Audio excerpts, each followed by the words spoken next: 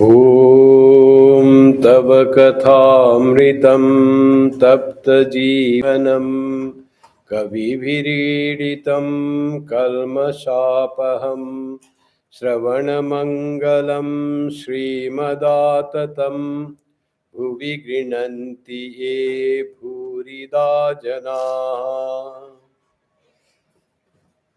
The nectar of thy words revives the scorched spirit of human beings. They purify the sinner and are the life of the holy. To hear them itself is auspicious and peace generating. They are the real givers who spread thy name far and wide. Oh. Welcome to the scripture class this evening, and today's scripture is the Gospel of Sri Ramakrishna.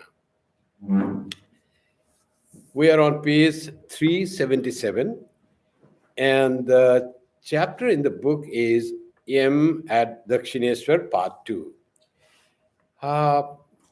The entry is of Friday, January 4, 1884.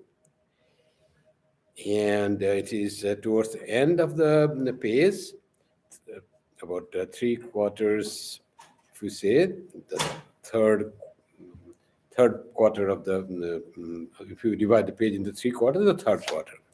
So let us begin from about Master was talking about different attitudes, different bhavas of having relationship with God, like Shanta, Dasya, Vatsalya, Sakhya, and Madhura. And after saying that, he asked him, which type of attitude you like? And Yam said, I like them all. He didn't say particular.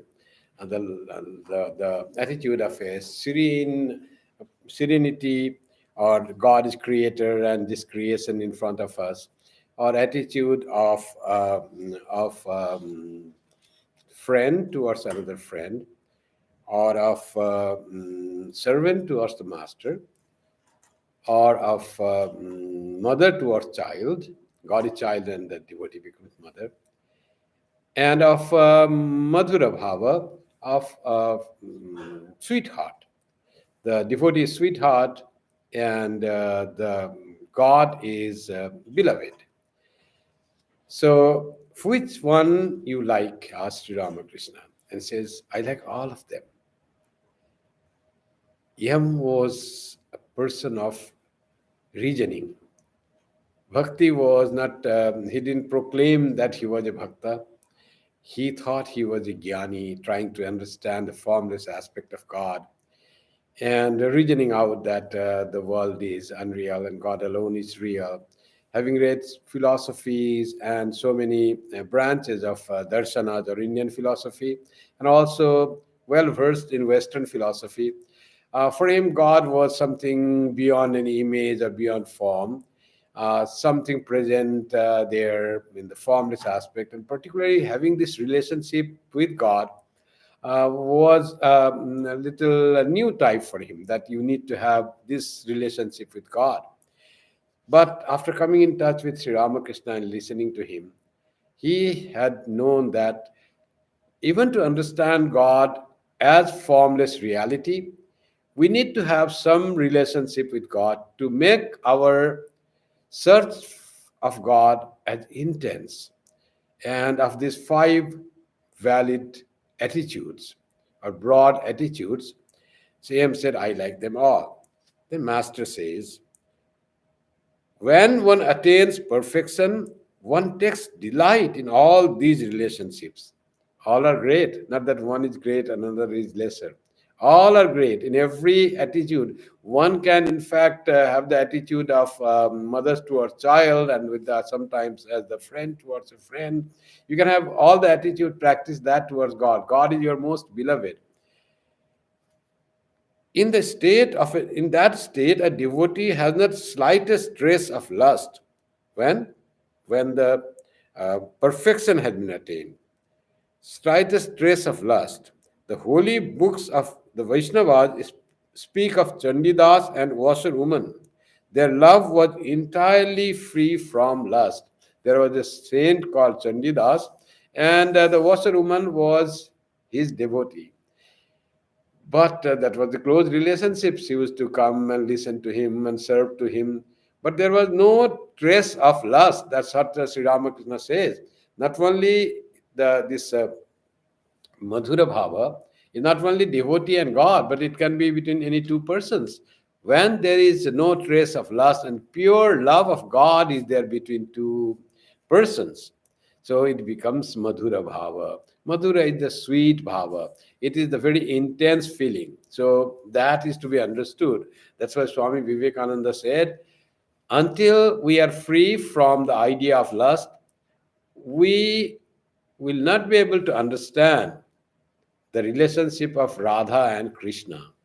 Radha Krishna relationship was the it was the full manifestation of Madhura Bhava, where there was no play of lust at all. It is just the intense love of Radha for Krishna. So that type of love is called Madhura Bhava. So it's not easy to understand that what this pure divine love is, Madhura Bhava. In that state, a devotee looks upon himself as a woman. He does not regard himself as a man.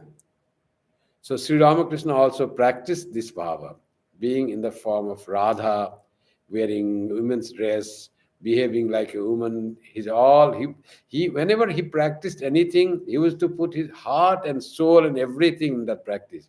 His movement had become womanly, his speaking had become womanly, and everything he started considering himself as the woman who loves God as the only man. So this Madhura Bhava practice, and he used to dress like a woman. And that's how his practice of this sadhana was. And the sadhana practice was so intense that within 2 or 3 or 4 days he used to attain that ultimate of that sadhana. So he also practiced the Dasya Bhava of Hanuman. When he had become like a monkey and used to live in the branches of the tree, and he was restless, his eyes were like the monkey, and always thinking of Rama. Like that was the Dasya Bhava of Hanuman he practiced, and then Madhura Bhava of Radha practiced with all the intensity and perfection of the practice. And he gives the example of another example of this thing, conversation between Chaitanya Mahaprabhu's direct disciple, Sanatana Goswami, and the great lover of Krishna, Mirabai. Sanatana, in that state, a devotee looks upon as a woman. He does not regard himself as a man. Sanatana Goswami refused to see Mirabai because she was a woman. Once Mirabai, who used to live in Chittor in Rajasthan, a great devotee of Krishna and totally Madhura Bhava. Mere to Giridhara Nagar dusra na koi. My husband is Krishna, no one else. That husband is not the husband of this husband and wife relationship that we understand. That husband and wife relationship is Madhura Bhava, where it is all resignation, all surrender, and all service. That is how what that relationship of Radha and Krishna, or Mirabai and Krishna is. So Mirabai he totally was immersed in the thought of Krishna. Her all other attitudes, all other relationships just dropped down. She was a princess, she was a queen, but the boundaries of palace could not hold her. She could not confine herself just to become a queen. She transcended all limitations of a queen and princess and a ruler, and she became a devotee of the highest order, of one practicing Madhura Bhava or Bhakti. And in that Madhura Bhava, Krishna was not imagination. Krishna became real to her. And she was like the handmaid of Krishna. In that state, just Krishna becomes the only present man, and all other becomes woman. That is what the idea of Madhura Bhava.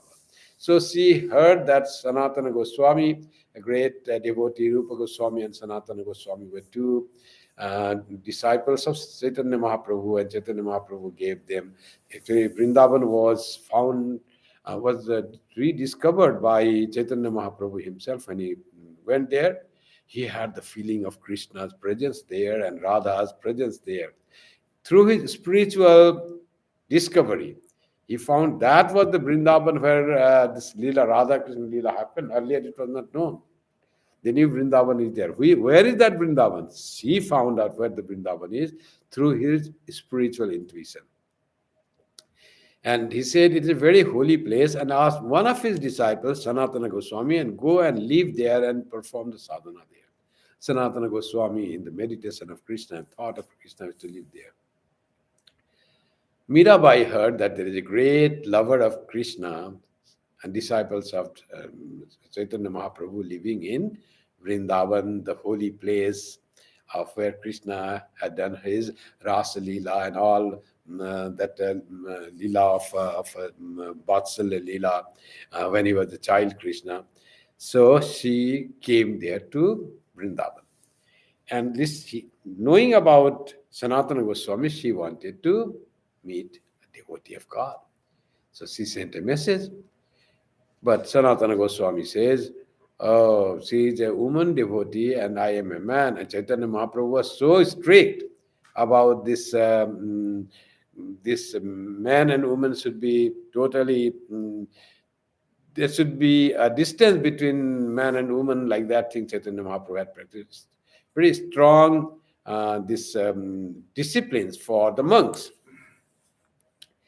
So Sanatana Goswami refused. Mirabai is a woman and men cannot see her. Then Mirabai sent a message that, oh, I thought in Vrindavan there is only one Purusha, and that is Krishna. All other are women. All other are just handmaid of Krishna. How I find there is another Purusha here? So she sent this message. It does Sanatana Goswami because he is so pure. And he just came to see Mirabai because there was nothing of any man or woman in that relationship. Only Krishna was the beloved sweetheart of everyone, whether man or woman doesn't matter. That was the sadhana that Sanatana Goswami was also doing. So that's what Sri Ramakrishna brings that story, that in the practice, spiritual practice of Sanatana Goswami of Madhura Bhava, that he was also practicing like a sweetheart of Krishna, only Purusha that ever is in the world. All just are devotees and handmaids. So that's what Sri Ramakrishna is bringing is explaining the Madhura Bhava a little. Mira informed him that at Vrindavan the only man was Krishna and that all others were his handmaids. Was it right of Sanatana to think of himself as a man? Mira inquired. So, actually, Sanatana Goswami had seen, they met. Now, next thing comes, M is describing, at dusk, Yam was sitting at the master's feet. Sri Ramakrishna had been told that Keshav's illness had taken a turn for the worse. He was talking about Keshav and incidentally about the Brahmo Samaj. Master to Yam. Did they only give lectures in the Brahmo Samaj? Or do they also meditate? I understand they call their service in the temple Upasana. Upasana is a very Vedic word which means sitting near God or sitting near teacher.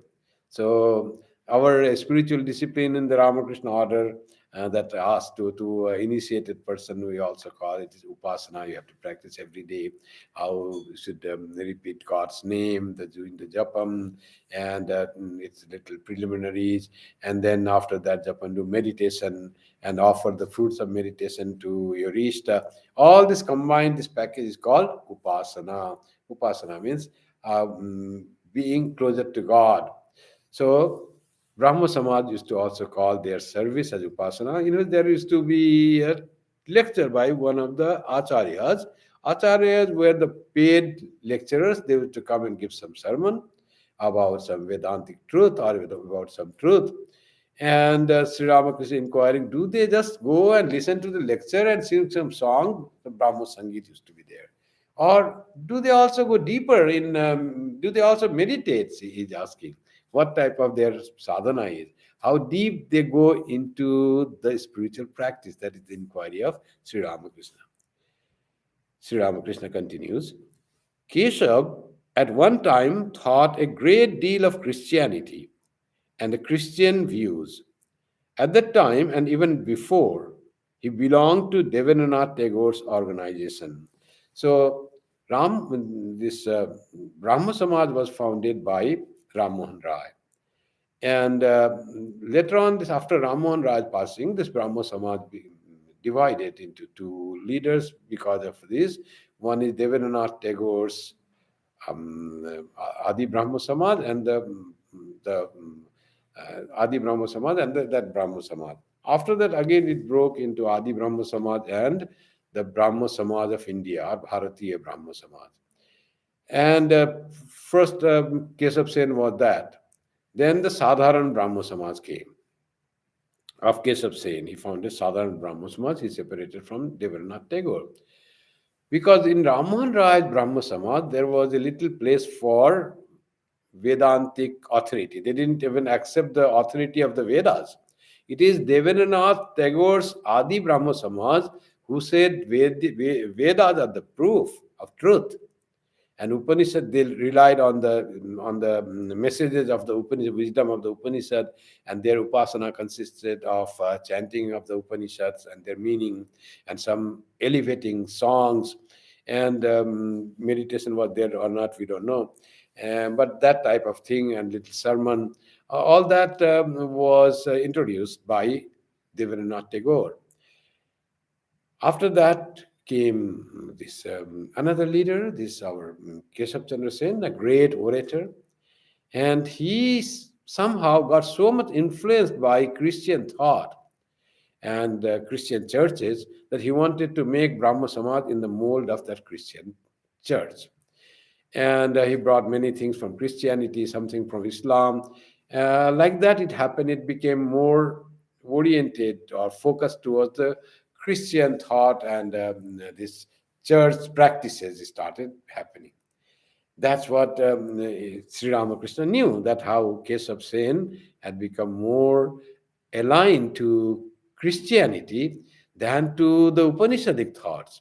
So that he's referring. Now, M says, after Sri Ramakrishna said, he belonged to Devendranath Tagore's organization, that was Adi Brahma Samaj.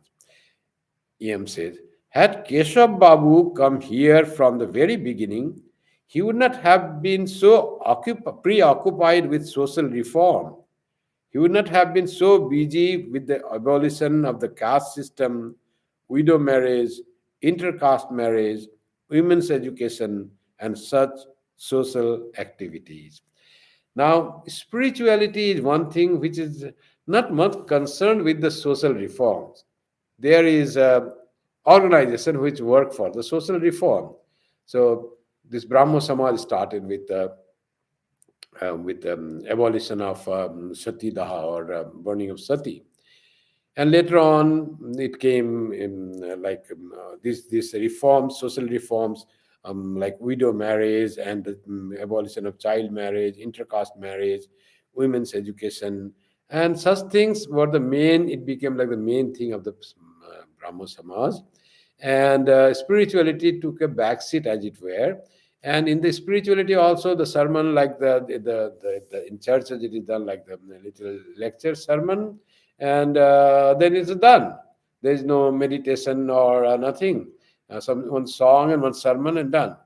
So just try to copy the proceedings that happens in the church.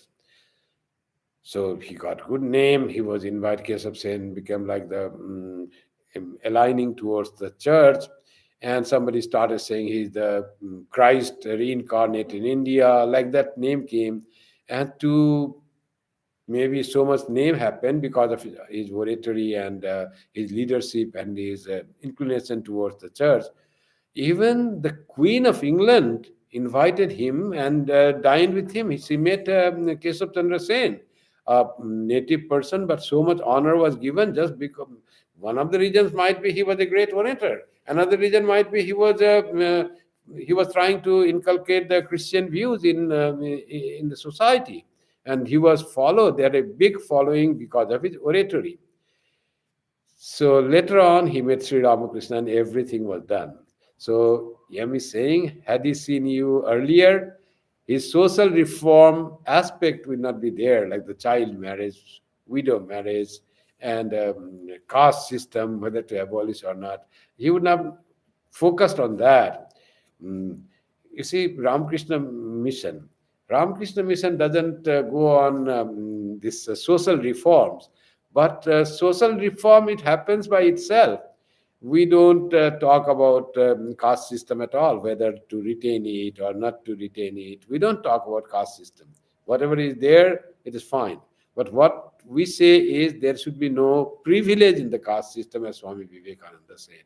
And we treat all the castes equally. But we don't say that there should be no caste system, it should be abolished. We don't say that. We said all castes are equal and everyone should be respected.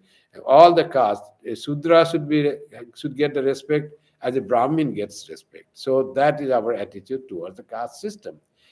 So by that, and Sri Ramakrishna said, caste system has been the bane as it has been propagated, as it came in the medieval age, having a lot of making the society divided into caste lines and dividing the not only caste line, very strong caste lines, and some caste considering great, other caste considering lesser, and division in the human beings that was against the rule of Vedanta, where every human being is considered as the repository of divine qualities. Swami Vivekananda, that's why brought the caste system is not bad, but privilege in the caste system is bad. Sri Ramakrishna also said, Bhakter Jat Nahi. If you want all castes to come together, whole humanity to come together, you don't have to break that from tomorrow we are not accepting any caste system. Just say we are a devotee of God. And Bhakter Jatne, devotee are a class or caste by themselves. Here are the Shudras and Kshatriyas or Vaishyas or Brahmins. They're all devotees of God. And this was not the practice that Sri Ramakrishna started.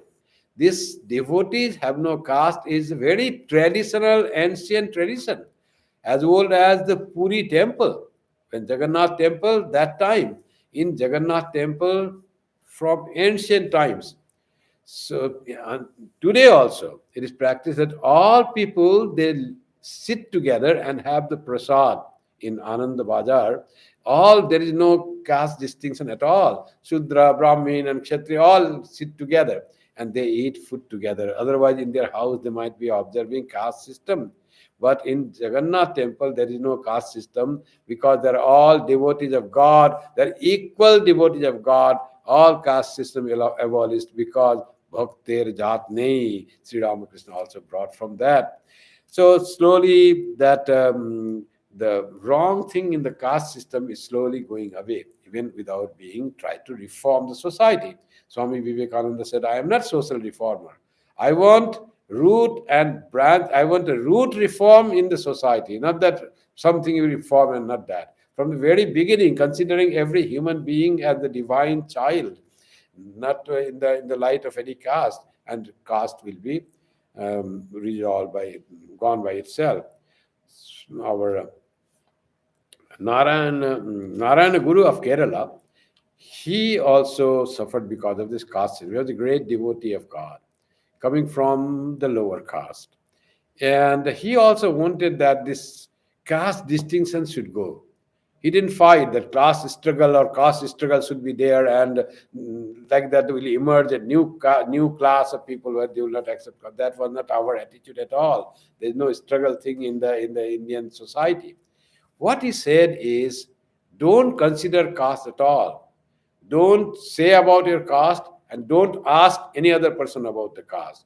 Just treat other as the human being and yourself also as the human being. Think yourself as the human being.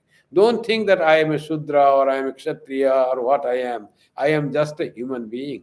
And treat other also as a human being, whether he's a Brahmin or he's Shudra, doesn't matter. So don't ask about the caste and don't tell what caste you are. And don't think that what caste you belong. Just you are a devotee of God. And that way the caste distinction and all the ills of caste system will go. Caste may remain, but the ills of caste system will go. That's what Narayana Guru was there, but Sri Ramakrishna was Bhaktir Jat Nahi. Be a devotee of God. And the caste importance of caste system will go. So that's how. But they had big plans for removal of caste system and all that, and lot of energy of this great spiritual orator and real devotee of God. This Keshav Sen was real devotee of God. Sri Ramakrishna saw when he was meditating, he was truly meditating, otherwise just trying, other his disciples. But Sri Ramakrishna could feel that he is a true devotee, advanced devotee. So that's what M says. If he had met you earlier, all his social reform will be put on the side and he would emerge as a spiritual teacher of mankind, as a real spiritual teacher. That's what he said. Master. Keshav now believes in Kali as the embodiment of spirit and consciousness, the primal energy.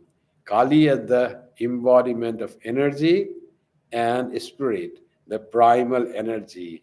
That is what the image of Kali represents. So Keshav Sen has started believing that Kali, because otherwise Brahmo Samaj started with disbelief in image worship and ritualistic worship.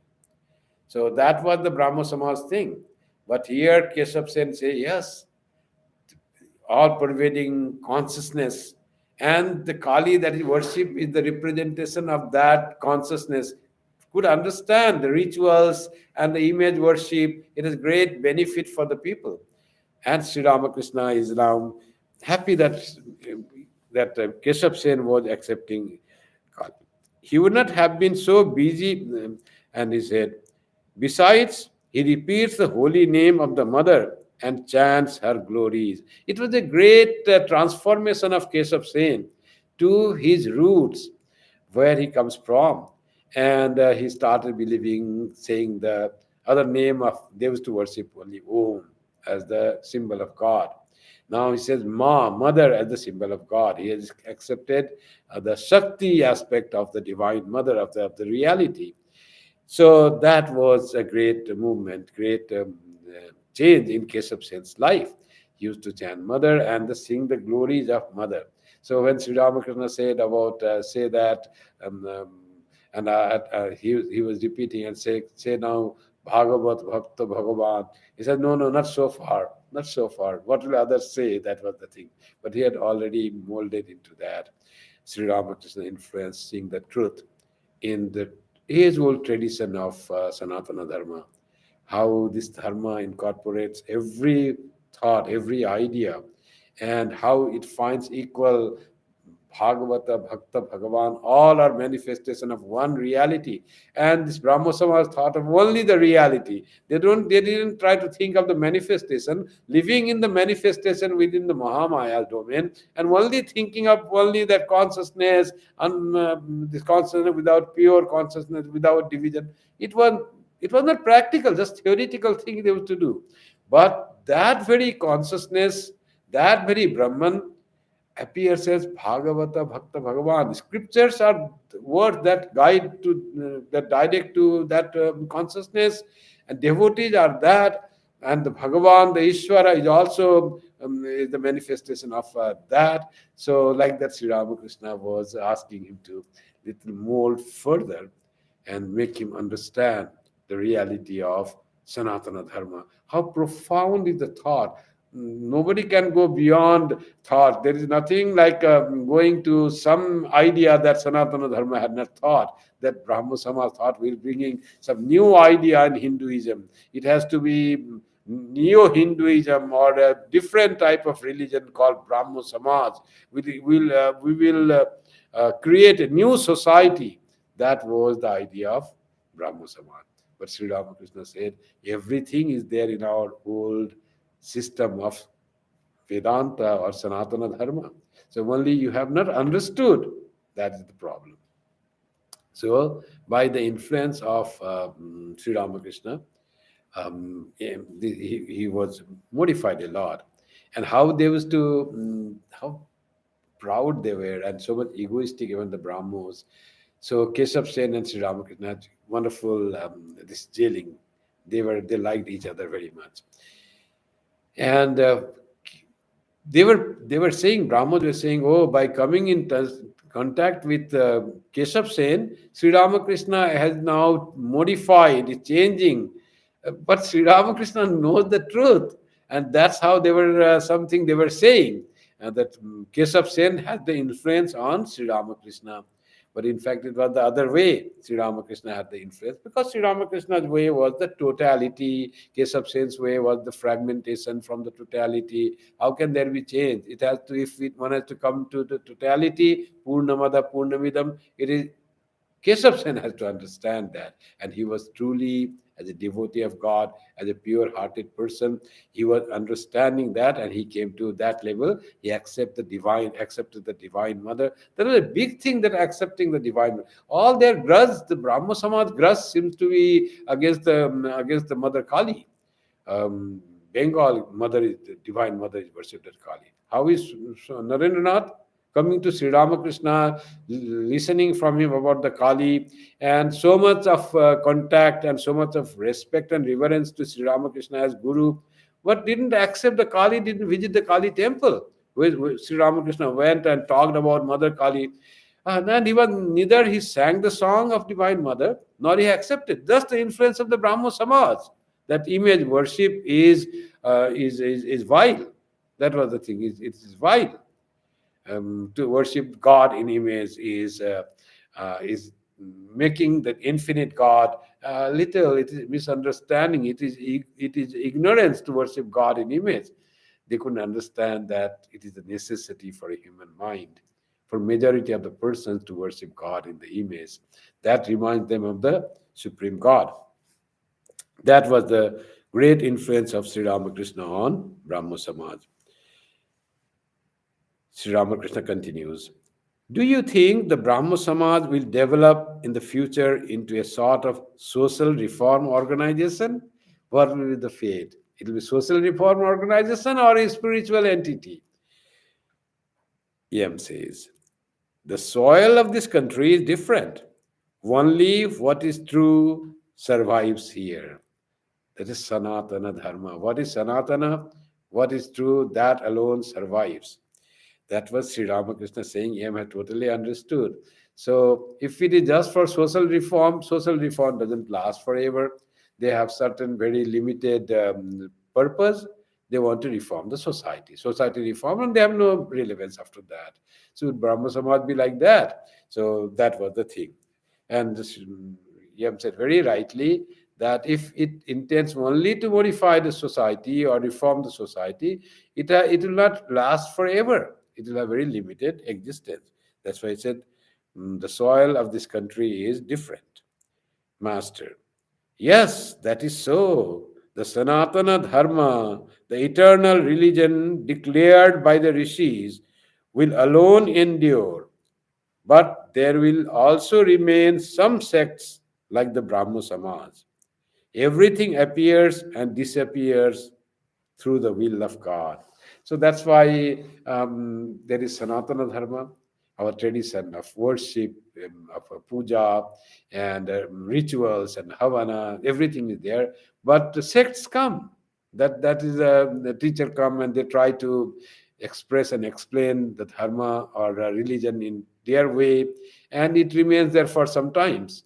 There are in present time also you'll find many gurus. They are there, but those all thoughts come when until the gurus are there. After the guru pass away, then that sect also dilutes and goes away. So what remains is Sanatana Dharma as preached by the rishis. So foundation, the Vedas, the rituals that developed during the Vedic period and that became later evolved as the image worship, and the way to God as taught. So that will remain, it will endure. Other things like will come and go, but there will always be some sect like Brahma Samaj. It's not Brahma Samaj will remain. Some sects will come and go, like the Brahma Samaj is there. So now we see the Brahma Samaj was quite powerful during Sri Ramakrishna's time. Now its glory is gone, but still it is there. There are followers of the Brahma Samaj, new thoughts had come. So some people always they have some liking for new types of things when they don't understand. Only see negative in the Sanatana Dharma, only negative in the caste system of the Hinduism. So if there are some people try to reform that, everything appears and disappears through the will of God. So that is the thing. But one thing will not disappear. That is the Sanatana Dharma as preached by the rishis, as declared by the rishis, that is Sanatana, it will always remain. Now, M writes, earlier in the afternoon, several devotees from Calcutta had visited the master and had sung many songs. One of the songs contained the following idea: "O mother, you have cajoled us with red toys. You will certainly come running to us when we throw them away and cry ourselves hoarse for you." Master to him, how well they sang about the red toys. That master said. So him just adds the reference to what master had said. So it was him's reference while writing the gospel. So because otherwise, how will this come? Why Sri Ramakrishna is saying how well they sang about the red toys? So you have to understand. So he gives the reference to that. The people had come and they had sang the song. That's why Sri Ramakrishna is bringing that. M. Yes, sir. You once told Keshav about the red toys. Master. Yes, I also told him about the Chidakasha, the inner consciousness, and about many other things. Oh, how happy we were. We used to sing and dance together. See how this Sri Ramakrishna and Keshav Sen, Keshav Sen, when he was sick, Sri Ramakrishna prayed to Divine Mother and said, Mother, I will offer you green coconut with sugar, as a common devotee does, a common person does for praise to God, and I will offer that. We call Mannat in Hindi and Manat in Bengali. And Sri Ramakrishna did exactly that and said, Mother, please keep Keshav well. If he is not there, with whom shall I talk in Calcutta when I go to Calcutta? So they used to sing and dance together. It is not known that Keshav Sen danced with the master, but you see how his bhakti bhava had developed, that he could dance in the name of God, how he must be singing the glory of God and name of God, and Sri Ramakrishna's inspiration and his holy touch had so much developed the inner love for God in Keshav Sen. A transformed person, a real devotee that Sri Ramakrishna could see that all were trying to see it there, and Sri Ramakrishna saw Keshav Sen as a peacock. And he says, peacock with the many colored feathers are the followers of Keshav. He has a great popular speaker, lot of followers. So that was what Sri Ramakrishna always said. And he said, I spoke about the philosophy also to Keshav, and about the Chidakasha, that there is in the Chitta, there is a space, inner space, where you can just have the flight of that Chitta Akasha is the Chidakasha, Chit Akasha, that the space of consciousness, whatever we can think of the consciousness inside, that is in the Chidakasha, not in this Akasha, but the Chidakasha, in the space of consciousness. So he used to talk about that, and also he talked about true devotion to Keshav Sen. So here this, because M was also quite influenced by Keshav Sen. Keshav Sen influenced many. Swami Vivekananda was also in the Keshav Sen's organization. So he told about Keshav Sen. Keshav Sen was very influential person. He used to give meaning for Durga Puja. He started talking about the Durga Puja.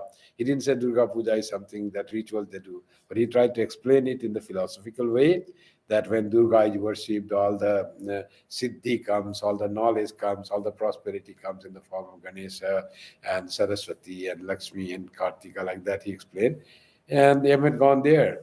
And Yam asked, why didn't you come here? He said, I had gone to Keshav said. And he was speaking so, interpreting Durga Puja in such a beautiful way. He was very influenced. Yeah, Sri Ramakrishna listened to that and said, don't go here and there, come here.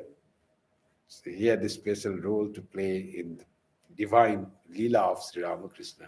He cannot be let to go anywhere and everywhere and gather the things from ideas from all others. But he had to be focused on Sri Ramakrishna because purpose of the life of him was to present to the world the conversation of Sri Ramakrishna, what Matthew and John and all these four disciples of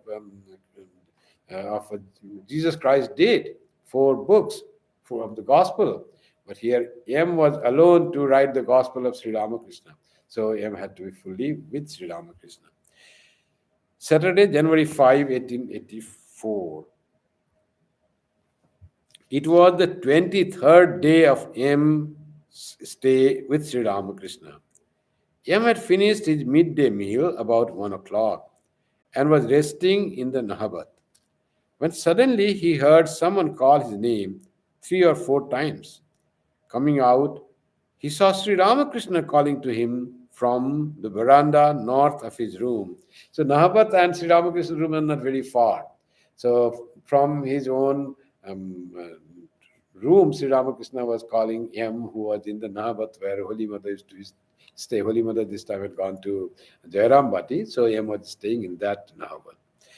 And it was 23rd day, already 3 weeks passed. He was living alone with Sri Ramakrishna. What a great fortune, living with living with God incarnate. They lived with God, as Swami Chaitanya writes, gives the name title of the book. They lived with God. So that was the M's 23rd day, and he was doing lot of practice of spirituality. Prayer and meditation intensified in longer hours under the bale tree, and early hours he used to get up and do that. And after, because of this getting up very early in the morning, noontime, he used to take a little rest, and he was resting in Nahabat where he was staying. So Sri Ramakrishna called from him from his room, Sri Ramakrishna's room, from veranda outside. He went and called him. So Sri Ramakrishna used to address him not as M, but as a master. That was what Sri Ramakrishna often called him, master, because he was the teacher. Here the master means the teacher. And when we say, when M writes master to Sri Ramakrishna, he is the Lord. Master is the Lord. And master, the teacher, is synonymous in India. And because he was the headmaster of his school, so Master Mosai, people will, all devotees of Sri Ramakrishna, all the disciples of Sri Ramakrishna used to address him as Master Mosai to M. And Sri Ramakrishna used to call him as the Master. M saluted the Master, and they conversed on the south veranda. Then, Master, I want to know how you meditate.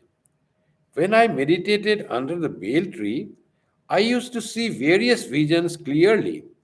One day, I saw in front of me money, a shawl, a tray of sandesh, and 2 women. I asked my mind, Mind, do you want any of these? I saw the sandesh to be mere filth. One of the women had a big ring in her nose. I could see both their inside and outside, entrails, filth, bone, flesh, and blood. The mind didn't want any of these money, shawls, sweets, or women.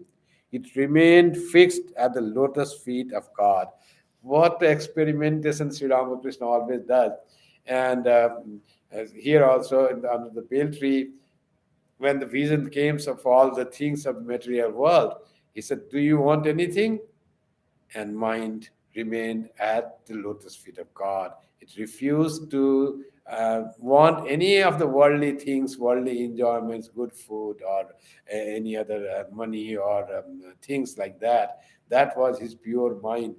Saying to these stories, Sri Ramakrishna is trying to inspire his disciples. When we progress in spirituality, such visions may come. And if we are not purified enough, there is chance of diversion. So he's saying that your mind should be fixed in God. If you ever have such vision, don't leave the lotus feet of God. Be like a Buddha, be like himself, that nothing I want only God. I want to realize the truth. I want to attain the Bodhi today. I don't need anything. So, like the Buddha had said. So, Sri Ramakrishna also related, because Yam was doing tapasya at the bale tree. A small balance has two needles, the upper and the lower. The mind is the lower needle.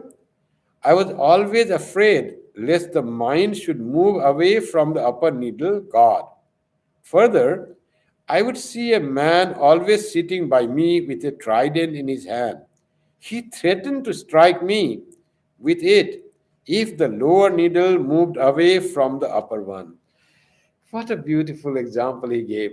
In India, when they balance in the shops, you might have seen there are two kinds of balance. One is big balance when they weigh some grains or something. It hangs the big wooden rod is there on that two pans hang with the string, three string each, and you put the balance weight on one side and the things use things on the other side.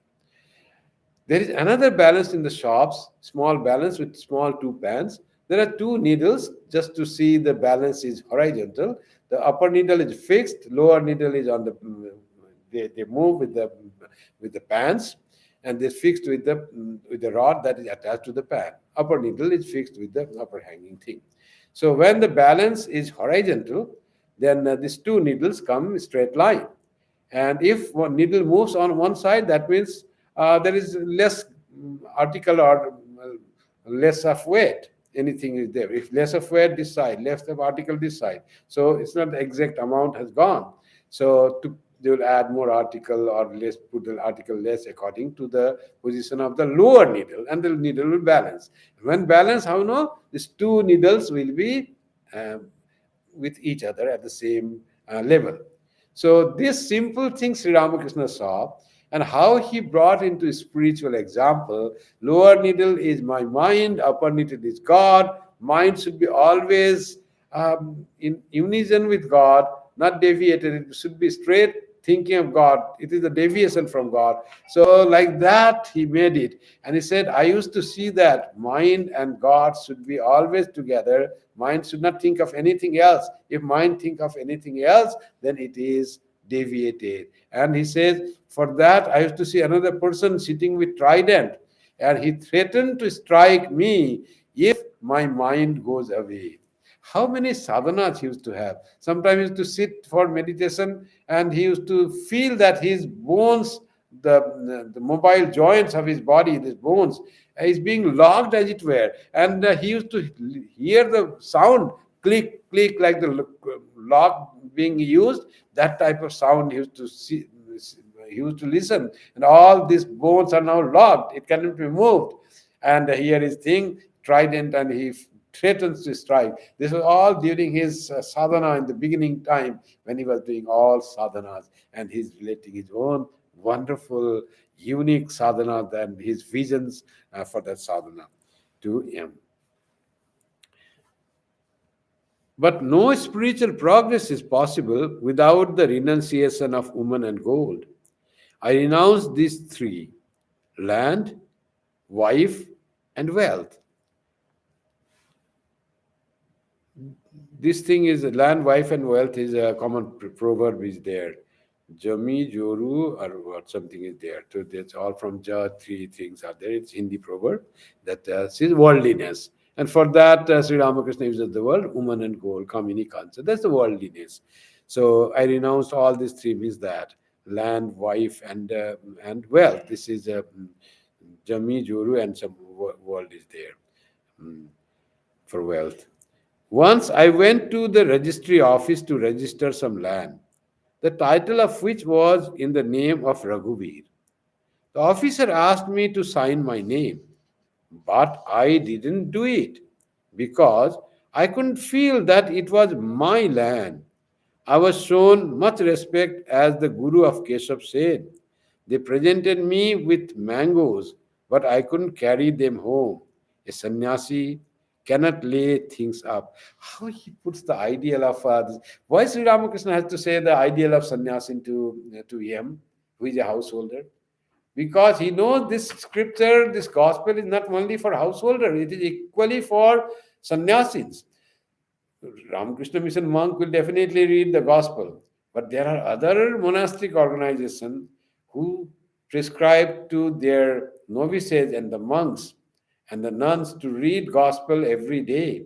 They are not followers of Sri Ramakrishna, but words of Sri Ramakrishna and his teachings are so beautiful, elevating, inspiring, transforming, that they ask, read gospel every day, gospel of Sri Ramakrishna. And as they are the words of incarnation of God, so they are very powerful and they can touch the heart, and people can try to practice what he has said. They were very happy as the guru of Keshav Sen, because Keshav Sen everybody knew. One who has so much influence of Keshav Sen is writing about Sri Ramakrishna. So how great will be Sri Ramakrishna that Keshav Sen admires? That was the thing. And when he went to put the signature in the court, but he said, I cannot put my signature. I cannot own that this is my land and it's Raghubir's thing. He did not, he refused to do that. When he did, I don't want that type of education who will earn only bread winning education when he was just a child. Now he's grown up, he said, no, I cannot put signature and feel that land belongs to me. And they were not unhappy with that. They must have found some way. And they offered him mangoes as the guru of Keshav Sen. And he said, I could not bring those mangoes. A sannyasin should not carry anything. You see, that is what the ideal of sannyasini says. Then he continues, Sri Ramakrishna, how can one expect to attain God without renunciation? Suppose one thing is placed upon another, how can you get the second without removing the first? One must pray to God without any selfish desire. But selfish worship, if practiced with perseverance, is gradually turned into selfless worship. Dhruva practiced tapasya to obtain his kingdom, but at last he realized God. He said, why should a man give up gold if he gets it while searching for glass beads? So, renunciation, and he says, to gain God, to get God, you have to give something. It is like God is placed here, and he showed that there is something, one thing is placed above another. And the one is God, and above is the world. Now, if you want to get God, you have to remove the world only, then you can get God. That's beautifully he explains. He said this to Narendranath also later. When Narendranath asked, is renunciation necessary? So because he was in dilemma whether he should renounce or not. And Yam also wanted to renounce. Yam to Yam, he said, no, renunciation. You live in the world and be a teacher. To Yam said, yes, necessary is renunciation. To Narendranath, he said, unless you remove the one thing is put above other, if you do not remove the thing placed above the first one, how will you get the first thing? So here the God is covered, as it were, by the worldly things. To get God, you have to remove the worldliness or desire for the worldliness. Then only you will attain to God. And that's why I said renunciation is necessary to attain God. And that's why I said the worship or prayer should be selfless. But now to pray to about my sick person, or the one who is in really very discomfort, or one I am artho jigyasu artharthi. What about the artha and artharthi, their prayer to God? Is it all false? It will have no effect. Sri Krishna says, Udara sarva evaite. All they are great. Those who come for the removal of affliction, for the seeking the wealth, artha, or seeking the knowledge, all they are great. But Jigyasu, one who seeks the knowledge, all they are great. But Jnani to Atme Vivamatam. But the person of knowledge, I take him as my own soul. Sri Ramakrishna here says that approaching God with prayer for the things that you need in the world is a great thing. It is not bad at all. You can definitely pray to God for the needs, for health, for things that you need, for things that you need for your children, their necessity, your parents. That is not bad. After praying to God with some selfish reason, gradually your prayer will be selfless. So begin with that. Approach God. Coming to God with any pretext is very important, whether to pray for well being or the wealth or needs of the people or your own needs. Approach God. And when you approach God, then ultimately it will become the selfless service. After that, you don't pray for that thing. When you become sure that God looks after, if I pray or do not pray, God is so close to me. He is looking after anything that I need. And what God doesn't give me, I don't need that thing. That type of surrender comes to you. And then you don't ask anything from God. If God gives, I will have that. If God doesn't give, I hallowed be thy name. Great glory to Sri Ramakrishna if you don't want to give. So desire for the thing goes away. And for about what about the prayer for others? That is always great. When you pray for others, it is selfless and it is elevating for your own mind and purifying for yourself. Always praying, trying, let us try to pray for others more than ourselves. And among others also, we generally pray for our person whom we are close, like our relations or our friends. We generally pray. That is no doubt is great. But the greatest prayer and very elevating prayer is when we can pray for the good of people who dislike us or whom we have less understanding, less we don't have really couldn't get well. Can we pray for such person? So that is a test.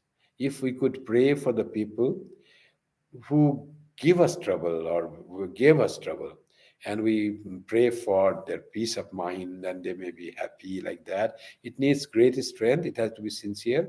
But when such prayer comes, it is as unselfish and purifying as selfless prayer, that you don't want anything, you just want God to be in your life. Thakur, give me knowledge and devotion, vivek and vairagya.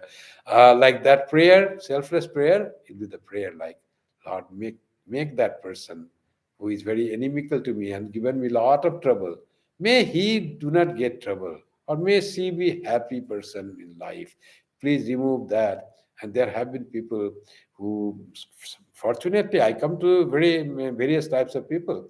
One person told me there were little difference when there was between two persons, and that I knew that both a persons, and there was a actually it is husband and wife, and husband is little um, giving trouble to wife. And you see what one wife told me, I said, you are going so much trouble and all that. And he says, Swami, please pray for my husband. Never be angry with her. He might have given some trouble to me. It was my past karma. But please pray for him that he finds peace of mind. Not that he doesn't disturb me. But that type of prayer, I was so amazed to hear from the young wife of a husband to forgiveness so much. That please pray for his good and peace of mind. Do not think that he is troubling me. Please put that aside. So that type of prayer can come. It is a sign of the purified heart and is a great spiritual practice. If we can do that, our spiritual progress will be faster. Prayer to God. So that's what Sri Ramakrishna said, that you should pray to God. Selfless is the best. But prayer with self-interest or of the interest of others, that is also not bad. Approach that, and you will attain through that the prayer. Sri Ramakrishna always emphasized prayer to God, which is not very traditional way of in our scriptures. We always do the chants and the meditation and the stotras there, but this prayer from the heart to other to God that we find often in the Bible. That is, Sri Ramakrishna has said so much about the importance and efficacy and the strength of this prayer of the heart to the Lord. It just connects us with God. So, with this, we conclude today's gospel class. We'll meet again next time. Will be the Uddhava Gita, and after that.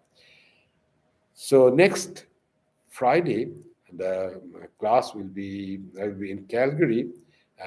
So the class will be online only. Next Friday class of the Uddhava Gita. Now to conclude today, we will do the closing chants.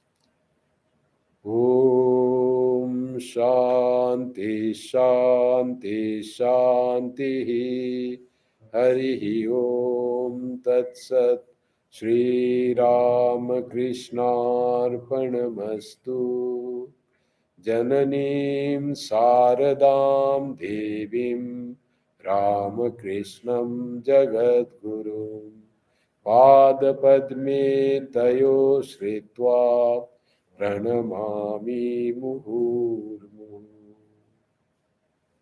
Thank you and good night to you all.